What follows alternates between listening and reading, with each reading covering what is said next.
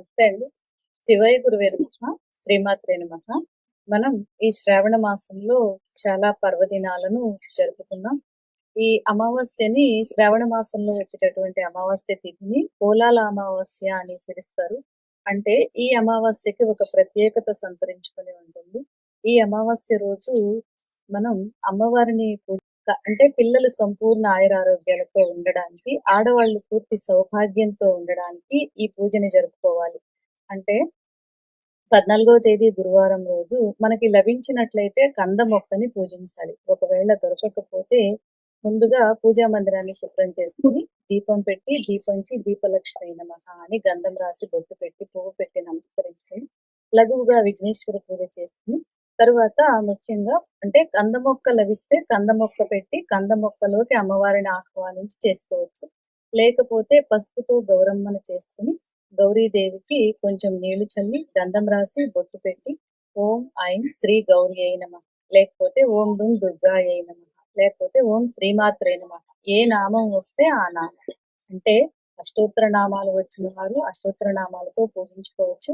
రాకపోతే ఈ నామాలతో పూజించుకొని ఒక 27 సార్లు పూజించి పూలమాల వేసి తర్వాత ముఖ్యంగా ఒక పసుపు కొమ్ముకి తెల్ల దారంకి 9 పోగులు తెల్ల దారం పోసి దానికి పసుపు రాసి మధ్యలో పసుపు కొమ్మును కట్టి ఆ పసుపు కొమ్మును అమ్మవారి మెడలో ధరింపచేసి తర్వాత సాంబ్రాణి కడ్డీలు వెలిగించి తర్వాత దీపం మధ్య ముఖ్యంగా ఈ రోజున పిల్లలు సుఖ సంతోషాలతో ఆయురారోగ్యాలతో ఉండాలంటే అమ్మవారికి 9 పూర్ణం బూరెలు అంటే పూర్ణాలు నైవేద్యం పెట్టాలి. అంటే పూర్ణం అనేది నిండు గర్భానికి చిహ్నమని చెప్తారు. అలా నైవేద్యం పెట్టాలి. లేకపోతే 9 రకాల మొక్కలతో పులుసు చేసి ఆ పులుసుని అమ్మవారికి నైవేద్యం పెట్టి తర్వాత తాంబూలం పెట్టి హారతి అద్ది ఇంట్లో అంటే పూజకి ముందు ఆఖరిలో కూడా అందరి గోత్రనామాలు చెప్పి ముఖ్యంగా పిల్లలు సుఖ సంతోషాలతో ఉండాలని స్త్రీలు సంపూర్ణ ఆయురారోగ్యాలతో సుమంగళిగా ఉండాలని నమస్కారం చేసుకోవాలి. ఈ రకంగా పూజించుకోవాలి. మనం ఒక పసుపు కొమ్ముకి తెల్లదారం నుంచి పసుపు కొమ్ము కట్టి అమ్మవారి మెడలో ధరింప చేస్తాం కదా.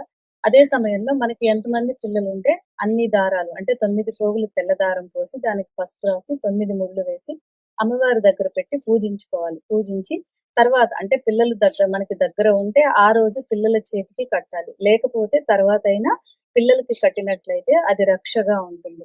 ఈ రకంగా మనం పోలాల అమావాస్య రోజు అమ్మవారిని పూజించుకోవాలి. అంతేకాకుండా అంటే ఒకానొక సమయంలో ఒక రాక్షస సంహారం ఈశ్వరుడు చేసేటప్పుడు ఆ యుద్ధంలో నందీశ్వరుడు సహాయం చేశాడని పోలా అంటే నంది అంటే ఎద్దు అని కూడా చెప్తారు. అందువలన ఈ పోలాల అమావాస్య రోజు ఎద్దుని పూజించినట్లయితే కూడా అంటే అది తినేటటువంటి ఆహారాన్ని దానికి సమర్పించడం నమస్కారం చేసుకున్నట్లయితే కూడా మనకి చాలా అంటే పిల్లలకి బాగా సుఖ సంతోషాలు కలుగుతాయి. అంతేకాకుండా ఆవుకి కూడా ఆహారం పెట్టినట్లయితే కూడా చాలా మంచి జరుగుతుంది. అంటే పెట్టమన్నాం కదా అని ఎక్కువ కొంచెం పెట్టాలి.